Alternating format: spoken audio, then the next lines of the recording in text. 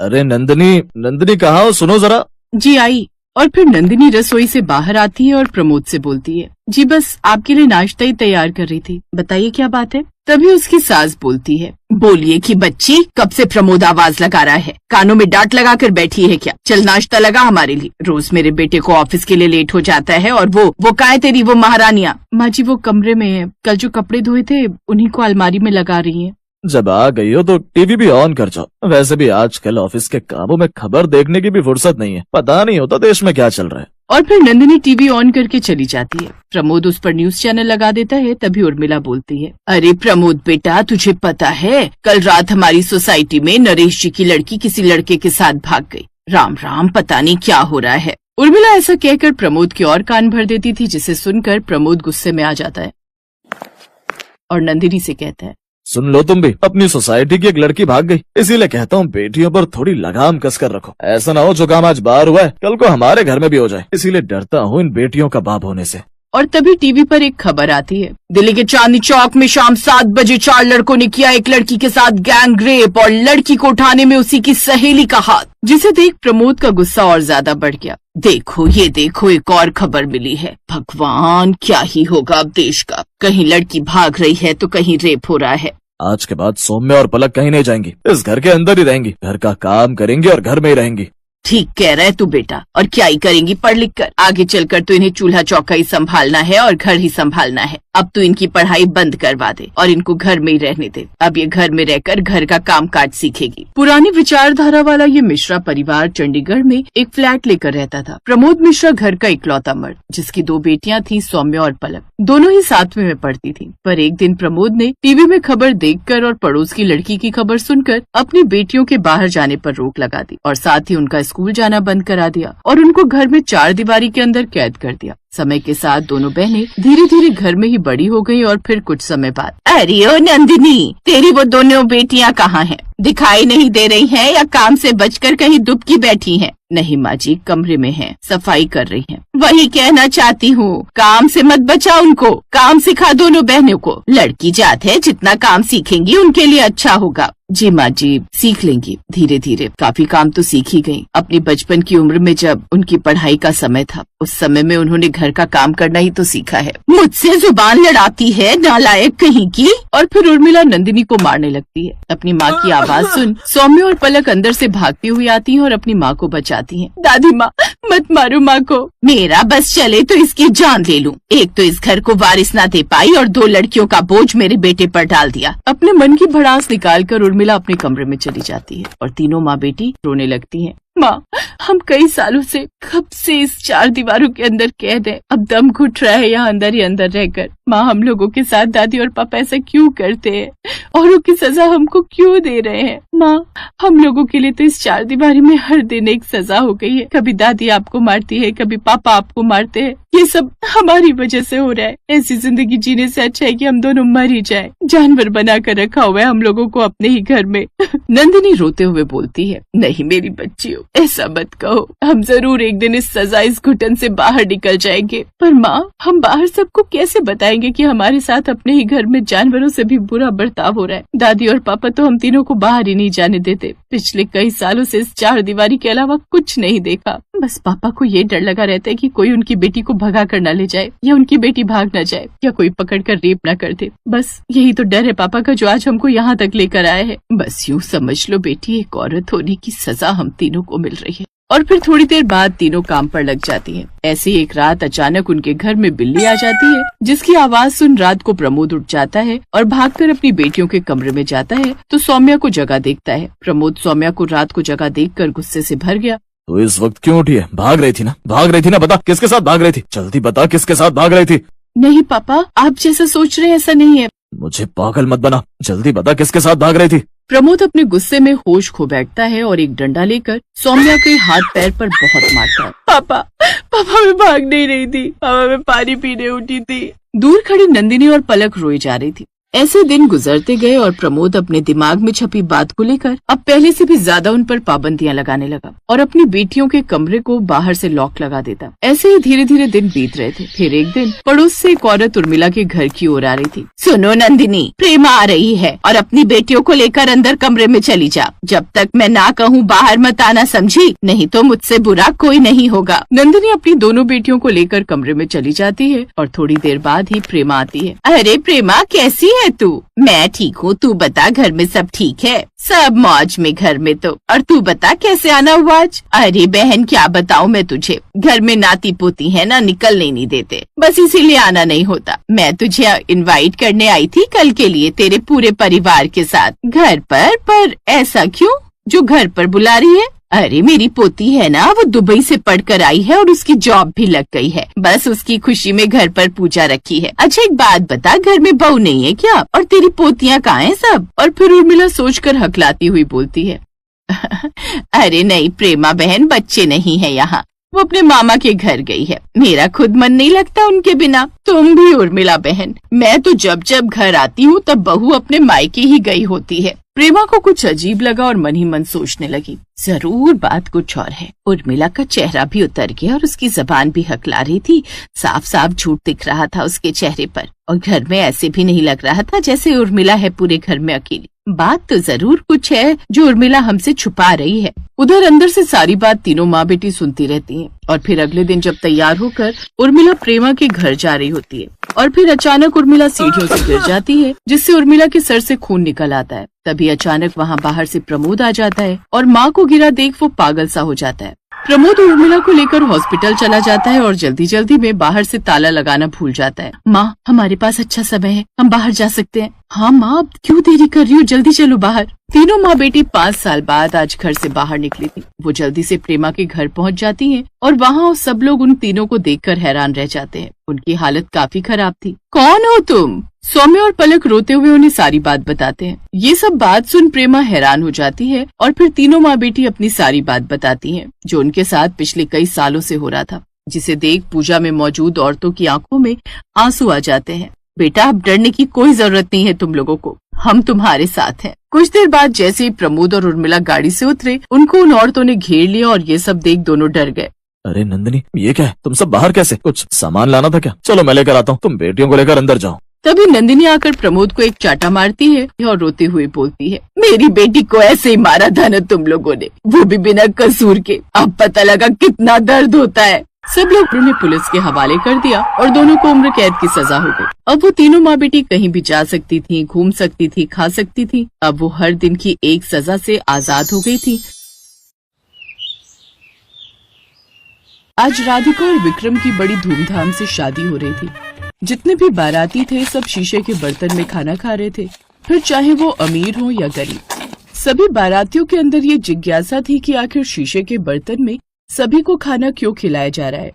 अगले दिन ममता की विदाई हो गई। वो अपने पति के साथ कार में बैठकर ससुराल जा रही थी। शीशे के बर्तन वाली बात उसके पति के मन में भी बार बार खटक रही थी, इसलिए उसने पूछ ही लिया। राधिका, मुझे एक बात समझ में नहीं आई, सबको शीशे के बर्तन में खाना क्यों खिलाया गया? विक्रम, ये इतनी साधारण बात नहीं है जितनी तुम समझ रहे हो। सभी को शीशे के बर्तन में खाना खिलाना मेरा सपना था और ये सपना इतने आसानी से पूरा नहीं हुआ। ये कैसा सपना हुआ? मुझे बताओ इसके पीछे की क्या कहानी है, क्योंकि सारे बाराती मुझसे बोल रहे थे कि भाभी से इस बारे में पूछकर बताना। अब तुम मेरे पति बन चुके हो तो मैं तुम्हें अपनी पूरी कहानी बताती हूँ। आज से कुछ सालों पहले जब राधिका स्कूल में पढ़ती थी, तब एक रोज उसकी सहेली ने कहा, राधिका, आज मेरा बर्थडे है, शाम को तुम भी आ जाना, मैंने सबको इनवाइट किया है। हाँ ज्योति, मैं जरूर आऊंगी। इधर राधिका के पापा मेहनत मजदूरी करके किसी तरह राधिका को पढ़ा रहे।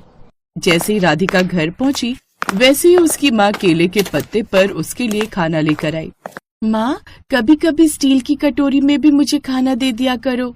बेटी, तुम तो जानती हो हमारे यहाँ स्टील की सिर्फ 2 कटोरी और 1 थाली है, और वो सिर्फ मेहमानों के लिए है। खैर, राधिका अपना मन मार कर रह गई और केले के पत्ते पर ही खाना खा लिया। शाम को जब वो ज्योति की बर्थडे पार्टी पर गई तो वहां पर सभी को शीशे के बर्तन में खाना खिलाया गया। उसने ज्योति को बुलाया और कहा, ज्योति, हम लोगों को तुम शीशे के बर्तन में खाना खिला रही हो? हाँ, हम लोग तो बचपन से शीशे के बर्तन में ही खाना खाते हैं। अब तुम लोगों के लिए मैं स्टील के बर्तन कहाँ से लाऊं? राधिका उसकी बातें सुनकर आश्चर्यचकित रह गई। वो मन ही मन सोचने लगी, मुझे तो अभी तक स्टील के बर्तन भी नसीब नहीं हुए और यहाँ ज्योति सबको शीशे के बर्तन में खाना खिला रही है। अब मैं भी शीशे के बर्तन में खाना खाऊंगी आज के बाद। बर्थडे खत्म होने के बाद राधिका अपने घर आ गई। वो अपने माँ बाप से इस बारे में जिद करने लगी। बेटिया, शीशे के बर्तन बहुत महंगे होते हैं। मैं तुझे पढ़ा रहा हूँ, ये क्या कम है? बेटी, तू मन लगाकर पढ़ाई कर, फिर एक दिन शीशे के बर्तन में खाना खाने का सपना तू खुद ही पूरा कर लेगी। राधिका बचपन से ही समझदार थी, इसलिए उसने अब अपने माँ बाप से ज्यादा इस बारे में जिद नहीं की। अब वो दिन रात मन लगाकर पढ़ाई करने लगी। तुमने जब से हमारी राधिका से शीशे के बर्तन में खाना खाने के सपने के बारे में बोला है, तब से देखो दिन रात पढ़ाई करती रहती है। मैंने बोल तो दिया है, लेकिन मुझे नहीं लगता कि हम कभी इतने अमीर बन पाएंगे कि शीशे के बर्तन में खाना खा सके। तो ऐसे ही धीरे धीरे वक्त बीता और राधिका ने इंटरमीडिएट के एग्जाम में पूरे शहर में टॉप किया। उसका अखबार में नाम भी आया। ये देखकर उसके माँ बाप बहुत खुश हुए। उसकी माँ पहली बार स्टील की कटोरी में उसके लिए खीर लेकर आई। बेटी, आज तुमने हमारा नाम रोशन कर दिया। इसी खुशी में मैं तुम्हारे लिए स्टील के बर्तन में खीर लेकर आई हूँ। तुम्हारा बहुत मन था ना स्टील की कटोरी में खाना खाने का? नहीं माँ, अब मैं खाना खाऊंगी तो सीधा शीशे के बर्तन में, वरना मेरे लिए पत्ता ही ठीक है। ऐसे धीरे धीरे उसने कॉलेज में भी टॉप किया। अब उसके माँ बाप बहुत बूढ़े हो चुके थे। उसके पिता अब कुछ करते नहीं थे, अक्सर बीमार रहते थे। इधर राधिका टीचर बनने की तैयारी कर रही थी। फिर एक रात, बेटी, अब तो तुम्हारा कॉलेज भी खत्म हो चुका है, तेरी शादी भी करनी है। अब किस चीज की पढ़ाई करती रहती है रात भर? माँ, शादी वादी छोड़ो, आप लोगों के घरों में काम करती हो, मुझे अच्छा नहीं लगता। पापा की भी तबीयत खराब रहती है, वो भी कुछ नहीं कर सकते, इसलिए मैं टीचर बनने की तैयारी कर रही हूँ। 1 हफ्ते बाद एग्जाम होने वाले हैं। राधिका दिन रात तैयारी करने लगी, लेकिन एग्जाम के 2 दिन पहले ही राधिका ने अखबार में एक न्यूज पढ़ी। उसी दिन से वो बहुत उदास रहने लगी।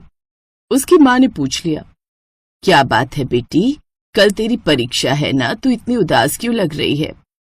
माँ, वो परीक्षाएं रद्द कर दी गई हैं क्योंकि पेपर लीक हो गया था। पूरा 1 साल बर्बाद हो गया मेरा। कोई बात नहीं बेटी, परेशान होने वाली कोई बात नहीं है। कभी न कभी परीक्षाएं तो होंगी ही, और तेरी तैयारी भी पूरी हो चुकी है। नहीं माँ, अब मैं टीचर नहीं, सीधा IAS ऑफिसर बनूंगी। अब राधिका दिन रात IAS ऑफिसर बनने की तैयारी करने लगी। उसने फॉर्म भी डाल दिया, लेकिन एक रात, अगर ऐसे ही हर साल मैं सिर्फ तैयारी करती रही तो अपने माता पिता की मदद कैसे कर पाऊंगी? मुझे कहीं ना कहीं काम भी पकड़ना होगा। अगले दिन राधिका कई कंपनियों में नौकरी की तलाश करने लगी, लेकिन एक्सपीरियंस ना होने की वजह से उसे कहीं काम नहीं मिला। फिर वो अचानक किसी रेस्टोरेंट में पहुंच गई। वहां सारे ग्राहक शीशे के बर्तनों में ही खाना खा रहे थे। ये देखकर राधिका को बहुत खुशी हुई। क्या बात है, यहाँ तो हर तरफ शीशे के ही बर्तन है। क्या सोच रही हो मैडम, आपको खाना बनाना तो आता है ना? मुझे तो लगा था यहाँ मुझे अकाउंटेंट की जॉब मिल जाएगी, लेकिन कोई बात नहीं। हाँ सर, मैं खाना बना लेती हूँ। उसी दिन से ममता उस रेस्टोरेंट में काम करने लगी, लेकिन दिन भर उसकी नजर शीशे के बर्तनों पर ही लगी रहती थी, क्योंकि वही उसका सपना था। शाम को जब उसकी शिफ्ट खत्म हुई तो वो शीशे के बर्तन में खाना खाने लगी। आज मैं पहली बार अपने दम पर शीशे के बर्तन में खाना खाने जा रही हूँ। राधिका ने एक निवाला अपने मुंह में डाला ही था कि तभी गुस्से में वहां पर उसका मालिक आ गया। ये क्या कर रही हो तुम? ये शीशे के बर्तन स्टाफ के लिए नहीं, हमारे ग्राहकों के लिए हैं। सॉरी सर, मुझे पता नहीं था। तो इस बार भी राधिका शीशे के बर्तन में खाना नहीं खा पाई। ऐसे दिन बीत रहे थे। एक रोज जब राधिका ग्राहकों के लिए खाना लेकर जा रही थी, तभी अचानक भीड़ में किसी की टक्कर लगने की वजह से शीशे के बर्तन राधिका के हाथ से छूटकर गिर गए। तुम गरीबों की यही समस्या है। जब से आई हो देख रहा हूं तुम्हारी नजर हर वक्त शीशे के बर्तनों पर ही लगी रहती है। जिन बर्तनों का नुकसान हुआ है वो पैसे काट कर कल मैं तुम्हारी पेमेंट कर दूंगा, उसके बाद यहाँ काम करने की कोई जरूरत नहीं है। राधिका उसके सामने गिड़गिड़ाती रही, लेकिन उसने उसकी एक न सुनी। खैर, उसके बाद वो कई जगह और भी नौकरी ढूंढने गई, पर उसे कहीं नौकरी नहीं मिली। अब वो बिना अपनी माँ को बताए दूसरों के घरों में काम करने लगी। यहाँ तक मेरी माँ नहीं पहुंच सकती, अब मैं दिन में काम करूंगी और रात में पढ़ाई करूंगी ताकि जल्द से जल्द मैं IAS ऑफिसर बन सकूं। तो इस तरह साल भर वो फिर से मेहनत करती रही। इस बार पेपर भी लीक नहीं हुआ और उसने एग्जाम दे दिए। पढ़ाई में तो वो पहले से ही बहुत तेज थी, इसलिए उसने वहां भी टॉप किया और अगले 6 महीने के अंदर ही राधिका बहुत बड़ी IAS ऑफिसर बन गई। एक रोज जब वो अपने ऑफिस में बैठी थी तब एक नौकर उसके लिए खाना लेकर आया और शीशे के बर्तन में सर्व करने लगा। फाइनली आज मेरा सपना पूरा हो ही गया। अरे काका, तुम किस बर्तन में खाना खाते हो? मैडम मैं तो स्टील की टिफिन लाता हूँ, उसी में खा लेता हूँ। तुम भी अपने लिए एक शीशे की प्लेट लगाओ। तुम भी मेरे साथ बैठकर शीशे के बर्तन में ही खाना खाओगे। नहीं मैडम, अफसर लोग गुस्सा करेंगे। यहाँ पर सबसे बड़ी अफसर मैं हूँ। मेरे होते हुए तुम्हें कोई कुछ नहीं कहेगा। सारे अफसर उसे ही देख रहे थे। तो अब कहानी एक बार फिर से प्रेजेंट टाइम में वापस आ गई। सच में राधिका, तुम्हारी कहानी तो सच में बहुत इंस्पायर करने वाली है। विक्रम इन गरीबों की तरफ कोई ध्यान नहीं देता, इसलिए मैंने अमीर गरीब के बीच फर्क मिटाने के लिए पूरी बारात को शीशे के बर्तन में खाना खिलाया था। राधिका अपने ससुराल पहुंची। सास ने उसका स्वागत किया। हमारी अफसर बहुत थक गई होगी, मैं तेरे लिए जूस लेकर आती हूँ। माँ जो भी लाना शीशे के बर्तन में ही लाना। आज के बाद हम सब शीशे के बर्तन में खाना खाएंगे। ऐसा क्यों? विक्रम और राधिका एक दूसरे की तरफ देखकर मुस्कुराने लगे और कहानी यहीं पर खत्म हो गई। सिमरन बहू, ओ सिमरन बहू। सिमरन जल्दी से अपने खाने की प्लेट वहीं छोड़कर झट से भागते हुए बाहर हॉल में जाती है। जी माँ जी, आपने बुलाया? कब से आवाज दे रही हूँ, बहरी हो गई है क्या? मुझे बाहर टहलने जाना है, लेकिन कब से मुझे मेरा चश्मा ही नहीं मिल रहा। ना जाने कहाँ रख दिया, जरा देख तो। तभी सिमरन की नजर सामने रखे चश्मे पर जाती है। क्या माँ जी, ये तो रहा, ये लीजिए। ये देख, बुढ़ापे में इंसान सठिया जाता है, सही कहा है किसी ने। अच्छा सुन, तू दिन के लिए कढ़ी चावल बना कर रखना। आज बड़ा दिल कर रहा है खट्टी कढ़ी खाने का। लेकिन सुन, उससे पहले तू घर की साफ सफाई, बर्तन और हाँ, मेरे कमरे की चादर और पर्दे हैं, उन्हें भी धो देना। जी ठीक है माँ जी। सिमरन की सास उर्मिला बाहर टहलने चली गई और सिमरन ने रसोई में आकर वापस से अपनी प्लेट उठाई और खाना खाने लगी। लेकिन तभी दरवाजे की घंटी बज गई। अब कौन आ गया? भाभी जी, दूध वाला हूँ, महीने का हिसाब लेने आया हूँ। सिमरन अपना नाश्ता बीच में ही छोड़कर कमरे से पैसे लेने चली गई और दूध का हिसाब करने लगी। जब वो वापस लौटी तब तक नाश्ता ठंडा हो चुका था। धत तेरी, ये तो ठंडा हो गया। छोड़ो, अब कौन गरम करे। ऐसा करती हूँ, पहले जल्दी से काम निपटा लेती हूँ, नहीं तो देर हो जाएगी घर के काम निपटाने में। और माँ जी आ गई तो 2 बातें और सुनाएंगी। इसी तरह सिमरन आधा अधूरा खाना बीच में छोड़कर काम पर लग गई। सिमरन शर्मा परिवार की इकलौती बहू थी, इसलिए घर की सारी जिम्मेदारी उसी के ऊपर थी। उसके ससुराल में उसकी सास, ससुर, ननद और 6 साल की बेटी थी। भोर होने से लेकर रात होने तक वो घर की सारी वो जिम्मेदारियां निभाती रहती, जिस कारण वो न तो खुद पर न ही खुद के खाने पीने पर ध्यान दे पाती। ऐसी एक रोज सारे दिन के काम के बाद वो शाम को डिनर बनाने की तैयारी में लग जाती है। आज मलाई कोफ्ता और नान देखकर तो अर्जुन जी खुशी हो जाएंगे। अबे यार, बड़ी तेज भूख लगी है। दिन में रिया को सुलाने के चक्कर में ठीक से खा नहीं पाई, थोड़ा चक्कर देखती हूँ। इसी तरह वो वहीं गैस के पास खड़े होकर खाना बनाते बनाते खाने भी लग जाती है। उसकी सास उसे चुपके से देख लेती है, लेकिन कुछ नहीं कहती। फिर कुछ देर बाद सिमरन का पति अर्जुन ऑफिस से घर लौटता है। सिमरन, जल्दी से खाना लगा दो। आज ऑफिस में मीटिंग के चक्कर में मैं लंच भी नहीं कर पाया और अब बड़े ही जोरों की भूख लगी है। आप फ्रेश हो जाइए जी, मैं खाना लगा देती हूँ। कुछ देर बाद सभी घर वाले खाने की टेबल पर आते हैं। अरे वाह, आज खाने में मलाई कोफ्ता और नान बनी है, फिर तो मजा ही आ जाएगा। आज सैटरडे है ना, और आपको कुछ स्पेशल खाना खाना होता है ना, इसलिए आपकी पसंद की बनाई है। वाह भाभी, लेकिन इसके साथ सलाद भी होना तो और मजा आ जाता।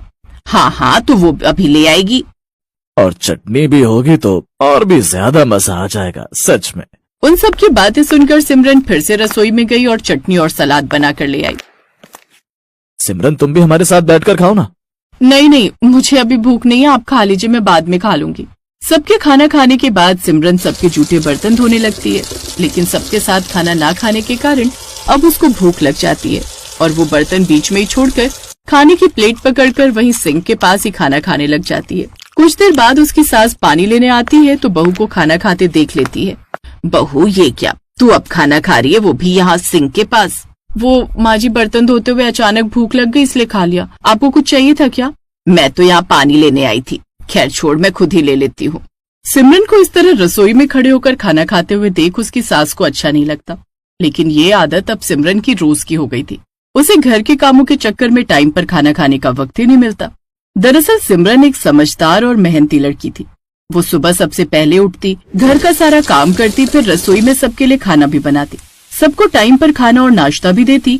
लेकिन जब बाहर सब खाना खा रहे होते तो सिमरन रसोई में खड़े खड़े सबके लिए गर्मा गर्म रोटियां सेक रही होती। बहू 2 रोटी और ले आ गर्मा गर्म। जी माँ जी, बस लाई। सिमरन अपनी सास, ससुर, ननद, पति, बेटी सबको गर्मा गर्म खाना परोसती, लेकिन इन सब में उसे खुद खाना खाने का समय नहीं मिलता।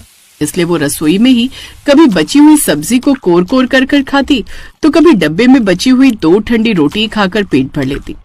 ऐसे ही एक दिन, ये क्या, इतनी सी सब्जी बची है, कोई नहीं, इसी से काम चला लेती। उसके बाद रसोई भी साफ करनी है और फिर रिया का होमवर्क भी करवाना है। वो रसोई में कढ़ाई में बची जरा सी सब्जी को कोर कोर कर रोटी के साथ खाने लगती है। सिमरन ने कभी भी बैठकर चैन से खाना नहीं खाया। उसकी सास कई बार देखती कि जब सिमरन खाना खा रही होती वो रसोई में खड़े खड़े खाती रहती। एक रोज, बहू तुम रसोई में क्यों खाती हो, ये अच्छी आदत नहीं है। हमें भोजन का सम्मान करना चाहिए, उसे तसल्ली से किया जाता है। अगर तू ऐसे ही जूठा बचा हुआ कुछ थोड़ा बहुत ही खाएगी ना तो एक दिन बीमार पड़ जाएगी। मुझे कुछ नहीं होगा माँ जी, अभी तो मैं जवान हूँ, खूब ताकत है मेरे अंदर। सिमरन ने ये बात हंसकर टाल दी, लेकिन अब उसकी सास को उसकी चिंता सताने लगी। फिर एक रोज, माँ जी ये लीजिए आपकी चाय। और वो अपनी बात पूरी कर पाती उससे पहले वो चक्कर खाकर बेहोश हो जाती है। अरे ये क्या हुआ बहू को? माँ भाभी को चक्कर आ रहे थे। इसका मतलब कहीं कोई खुशखबरी तो नहीं? तू जल्दी से डॉक्टर को फोन तो कर। प्रिया डॉक्टर को फोन करती है और कुछ देर बाद डॉक्टर घर आता है और सिमरन का चेकअप करता है। बताइए डॉक्टर साहब, कोई खुशखबरी है क्या जो बहू चक्कर खाकर बेहोश हो गई? जी नहीं, कोई खुशखबरी नहीं है। इनके अंदर तो मिनरल्स और विटामिन की बड़ी ज्यादा कमी है। ये ठीक से खाना नहीं खाती क्या? इन्हें पूरी तरह से पोषण नहीं मिल पा रहा। अगर ऐसे ही हालात रहे ना तो एक दिन इनकी तबीयत काफी ज्यादा बिगड़ जाएगी। इनके खाने पीने का पूरा ध्यान रखिए। डॉक्टर की बात सुनकर वो सब घबरा जाते हैं। सिमरन को जब होश आता है तो उर्मिला उससे कहती है, मैं पहले ही कहती थी बहू की रसोई में खाना मत खा, लेकिन गलती हमारी भी है। हम खुद तो गर्मा गर्म रोटी खाने बैठ जाते हैं और इस चक्कर में बहू के खाने पर ध्यान ही नहीं दे पाते। लेकिन अब मैं तुम्हारा ध्यान रखूंगी। उसी रोज शाम के समय सिमरन धीरे धीरे अपने बिस्तर से उठकर रसोई की तरफ जाने लगती है। तभी उसकी ननद, अरे भाभी कहाँ जा रही हो? रसोई में खाना बनाने। तभी उसकी सास रसोई से निकल कर आती है। बहू आज तुम रसोई में नहीं बल्कि हम सबके साथ बैठकर खाओगी, और आज तुम बैठो, मैं खाना परोसूंगी। ये सुनकर सिमरन खुश हो जाती है और उस रोज पहली बार वो सबके साथ चैन से बैठकर रसोई में नहीं बल्कि डाइनिंग टेबल पर खाना खाती है। उस रोज के बाद वो सबके साथ ही टेबल पर खाना खाती। कभी कभी सबका ध्यान रखते रखते एक स्त्री खुद का ध्यान रखना ही भूल जाती है। वो माँ, पत्नी, भाभी, बहू का फर्ज निभाते निभाते खुद का और खुद के खाने पीने का ध्यान ही नहीं दे पाती, जिस कारण वो अंदर ही अंदर कमजोर होती चली जाती है। लेकिन एक बात का हमेशा ध्यान रखें, आप खुद का ध्यान रखें, समय पर खाना खाएं, तसल्ली से खाना खाएं, क्योंकि आप खुद स्वस्थ रहेंगी तभी आप पूरे परिवार की सुरक्षा की जिम्मेदारी उठा पाएंगी।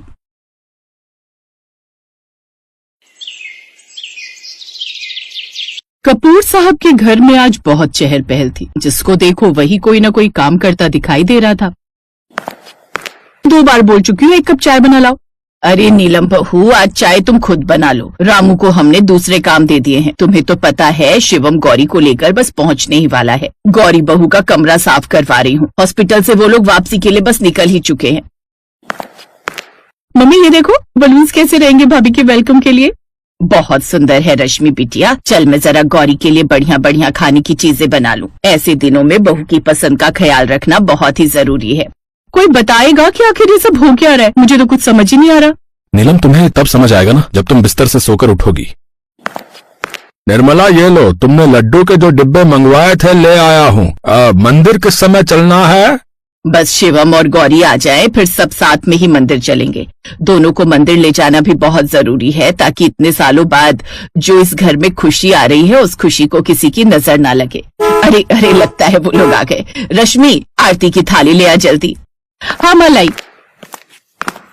ये लो, कपूर खानदान कई सालों से जिस खुशी के लिए कामना कर रहा था, आज वो प्रार्थनाएं भगवान ने सुन ली थी। कपूर खानदान में कई सालों बाद बच्चा होने जा रहा था। कपूर साहब के 2 बेटे अरुण और शिवम, बड़े बेटे अरुण की शादी को 15 साल से ऊपर हो चुके हैं, पर अब तक इतना इलाज करने के बाद भी बड़ी बहू नीलम की गोद नहीं भरी। छोटे बेटे शिवम की शादी को भी 5 साल हो चुके हैं। अब खानदान में इतने सालों बाद पहला बच्चा होने जा रहा है, तो सबकी खुशी का ठिकाना नहीं है। पर नीलम के मन में खुशी की जगह ईर्ष्या है, क्योंकि खानदान का पहला बच्चा उसकी कोख से नहीं बल्कि देवरानी की कोख से जन्म ले रहा है। जीती रहो बहू, भगवान तुम्हें और आने वाले बच्चे को लंबी उम्र दें।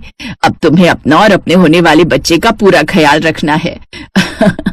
आखिर इस खानदान का पहला बच्चा होने जा रहा है। ये हमारे खानदान के लिए बहुत ही सौभाग्य की बात है।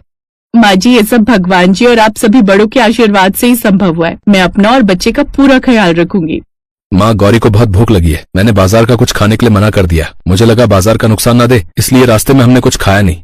बिल्कुल सही किया बेटा, मैंने खाना बना रखा है, बस तुम लोग हाथ मुंह धो लो। मैं रामू से कहकर खाना लगवाती हूँ।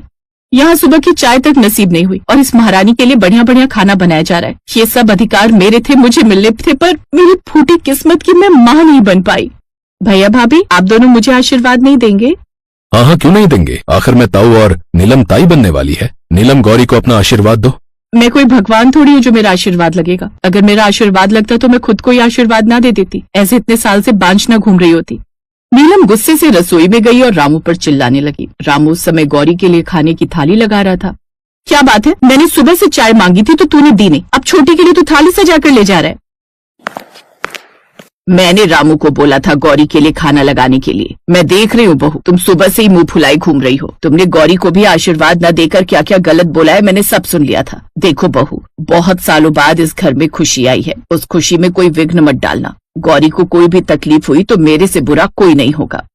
सास की बातों का नीलम पर कोई असर नहीं हुआ। जब सब घर में गौरी की केयर करते तो नीलम जल भुन जाती। माँ जी बस और नहीं, पेट भर गया।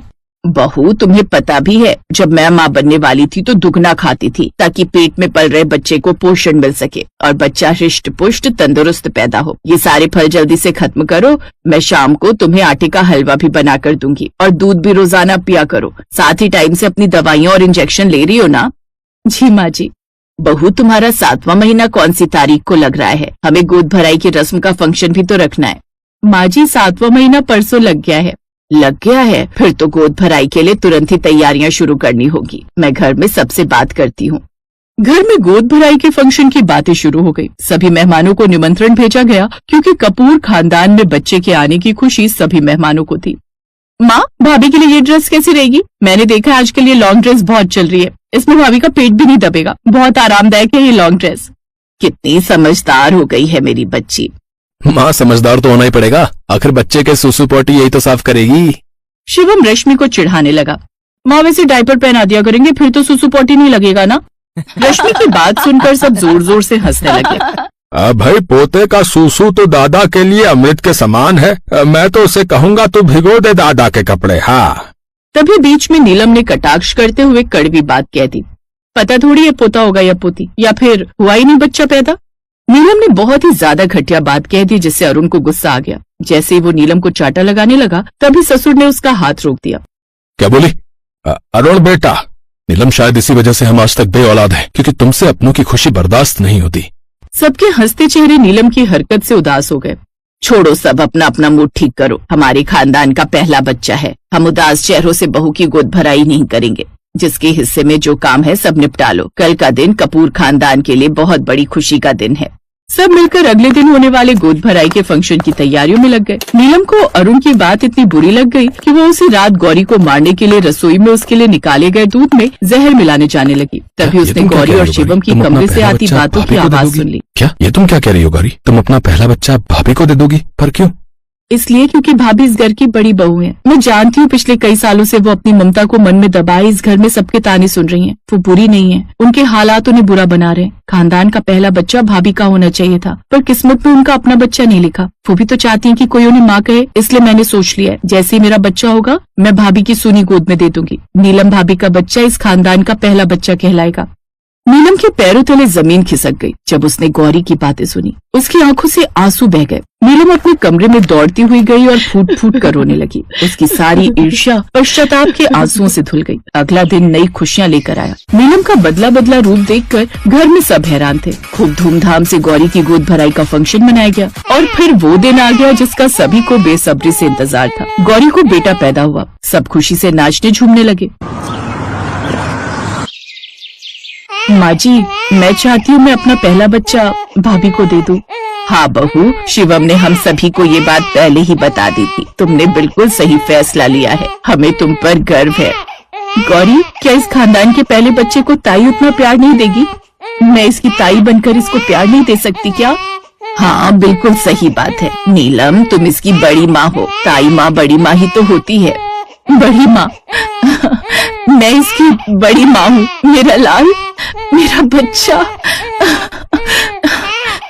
नीलम बच्चे को सीने से लगाकर खूब प्यार करने लगी। उसके बाद बच्चे के नामकरण पर गौरी ने पूरे टाइम बच्चे को नीलम की गोदी में दिया, उसकी बड़ी माँ की गोद में। नीलम और अरुण को शिवम और गौरी ने बड़ी माँ और बड़े पापा का ओहदा दिया। खानदान का पहला बच्चा अपनी बड़ी माँ और अपने बड़े पापा की गोद में था। गौरी के अपनेपन से आज पूरे कपूर खानदान में खुशियाँ। मुंबई शहर का बड़ा बिजनेसमैन बलराज सिंघानिया अपने बड़े से महल जैसे घर में बैठा कॉफी पी रहा था। तभी उसका फोन बजता है। बलराज साहब, जैसी लड़की आपने बोली थी बिल्कुल वैसी ही गुनी लड़की अपने अखिलेश के लिए मिल गई है। मीरा नाम है उसका। देखने में एकदम सोनी और सर्वगुण संपन्न, जो घर गृहस्थी संभालना बड़े ही अच्छे से जानती है। आप कहो तो बात आगे बढ़ाऊं? जरूर पंडित जी, आप लड़की की फोटो भेज दीजिए, मैं अखिलेश से बात करता हूँ। उसकी माँ अगर 5 साल पहले कोविड में खत्म न हुई होती तो ये काम वो करती, लेकिन अब सब मुझे ही देखना है। ये कहकर वो फोन रख देता है। वो 2 दिन बाद लड़की के घर जाते हैं। मीरा दिखने में सुंदर थी, साथ ही गुणी भी, इसीलिए वो अखिलेश को पसंद आ जाती है। अखिलेश पे हट्टा कट्टा नौजवान था, इसलिए मीरा को भा गया। देखने दिखाने की रस्म चली रही थी कि तभी मीरा की छोटी बहन मुस्कान स्कूल से घर आ जाती है। मुस्कान दिखने में मीरा से भी ज्यादा खूबसूरत थी और खासकर उसकी बिलोरी आंखें। वाह, क्या कमाल की लड़की है, इतनी खूबसूरत। इसके आगे तो ऐश्वर्या राय भी फेल है। ये मेरी छोटी बेटी है। मुस्कान अभी 12वीं में पढ़ती है। ओह अच्छा, बड़ी ही प्यारी है। कुछ ही दिनों में मीरा और अखिलेश की शादी हो जाती है। मीरा का ससुराल बहुत बड़ा था जिसमें सुख सुविधा की हर चीज थी, जबकि मीरा एक साधारण से परिवार से थी। शादी के बाद वो दोनों हनीमून के लिए गोवा चले जाते हैं। वापस लौटकर मीरा बहुत ही अच्छे से घर गृहस्थी संभाल लेती है। एक रोज दरवाजे की घंटी बजती है तो मीरा जाकर दरवाजा खोलती है। सामने उसकी छोटी बहन मुस्कान खड़ी थी। मुस्कान, मेरी छोटी, कैसी है तू? मैं ठीक हूँ दीदी, आपकी याद आई इसलिए कुछ दिन रहने चली आई। अभी स्कूल की भी 3-4 दिन की छुट्टियां हैं। अच्छा किया, अब अंदर तो आ या सारी बातें यही करोगी? वाह दीदी, आपका घर तो बहुत बड़ा है और कितना सुंदर भी। आपकी तो ऐश है, एक तो इतने हैंडसम जीजू, ऊपर से इतने नखरे वाले। मुस्कान को देखते ही बलराज की आंखें चमक जाती हैं। मुस्कान उनके पास जाती है। नमस्ते अंकल जी।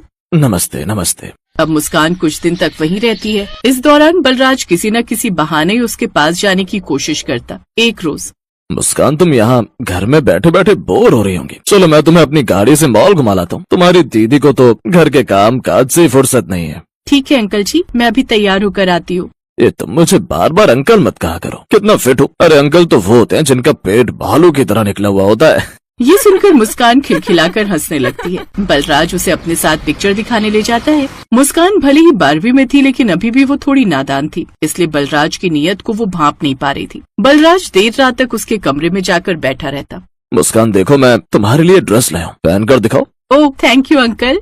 फिर क्या समझाया था मैंने, हम दोनों दोस्त हैं। उन दोनों की ये बातें बाहर खड़ी मीरा भी सुन रही थी। मीरा कई दिनों से बलराज की हरकतों पर नजर रख रही थी। उसे ये सब ठीक नहीं लग रहा था। उसने इस बारे में अपने पति से भी बात की। ये कैसी बातें कर रही हो तुम मीरा? आज के बाद ऐसी घटिया सोच अपने दिमाग में लाना भी मत। मुस्कान तो उनकी बेटी की उम्र की है, वो थोड़ा हंस बोल लेते हैं तो इसका ये मतलब थोड़ी ना हुआ कि उनके मन में कोई मैल है। अब ये सब बेकार की बातें सोचना बंद करो और आराम से सो जाओ। मीरा की बात पर अखिलेश ने ध्यान नहीं दिया, लेकिन मीरा अभी भी अपने ससुर की हरकतों पर नजर रखे हुए थी। वो बार बार बलराज को किसी न किसी बहाने से छूते हुए देखती। दिखाओ मुस्कान, तुम्हारी हाइट मेरी हाइट से कितनी कम है। इधर आओ मेरे पास, तभी तो ठीक से पता चल पाएगा।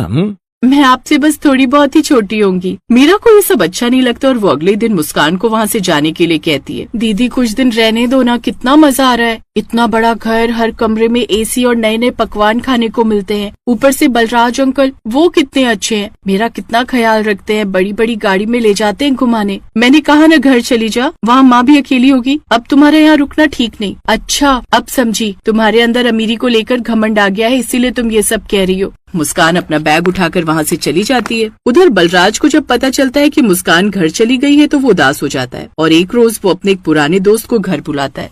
क्या बात है बलराज, आजकल बड़ा उदास लग रहा है। मेरी उदासी का कारण ये छोरी है। वाह क्या कमाल की चीज है ये तो बलराज। कौन है ये ऊर की परी? फिर बलराज उसे सारी बात बताता है।